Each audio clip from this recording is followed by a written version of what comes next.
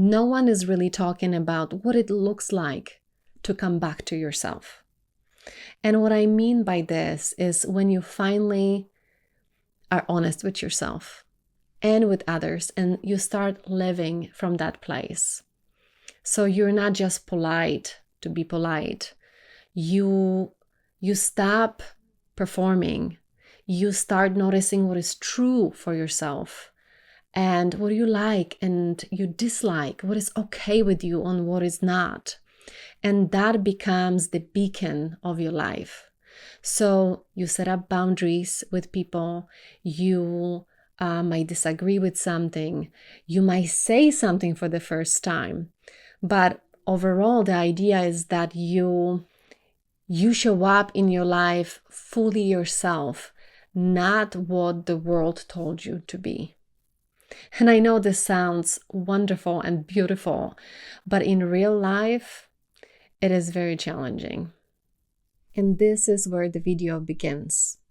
Because most people go through this process and they do not know what to expect. They have no idea what is going on with them and if it's even okay. That happened to me. But the truth is there is not one big moment that completely changes your life, but it is a process, it's a lengthy process, and really starts with clarity about yourself. This is the moment when you start noticing your patterns, your problems that you keep repeating over and over.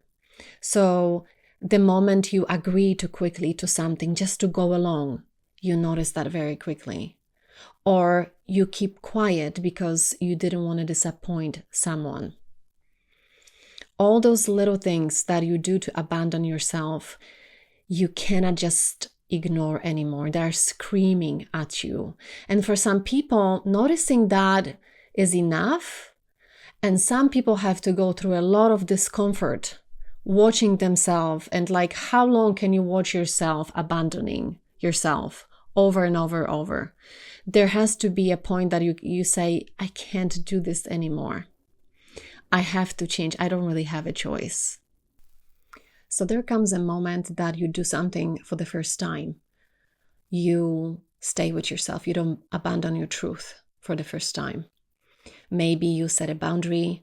Maybe you say out loud what you think. Maybe you disappoint someone. And you feel it all. You might feel ecstatic and proud of yourself for doing this. But then you go home, and let me tell you the truth, you feel guilty. You're ruminating over what happened. You start questioning yourself. Was that really necessary? Maybe I shouldn't have said anything. Maybe I was too much. So you're emotional. You might cry. You might regret even saying those things. But I think even though you know you may be disappointed somewhere or you've hurt someone, you also know that you were honest. And that starts to matter more. And slowly you start to trust that feeling. But the work is not over because there are going to be many more situations that you will have to do the same thing over and over. The whole process really reminds me a little bit of peeling an onion.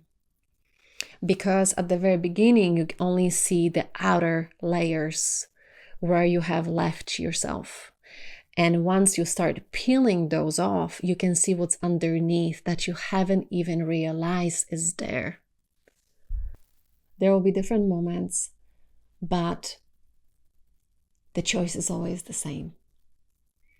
And I gotta tell you that all this process it takes a lot of energy because there is so much emotions and preparation involved. You think about a situation, then you go through the situation, then you think it afterwards, and you have a lot of emotions with that, a lot of grief. You grieve the loss of relationships that used to be, because people are going to see that you have changed. And that is true, you have changed.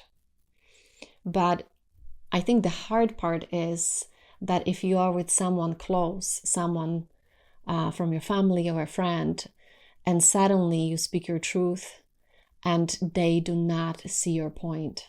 You have done something for yourself, but they will never see it the same way. That is kind of hard. And you have to live with that. And I know this might sound very uncomfortable.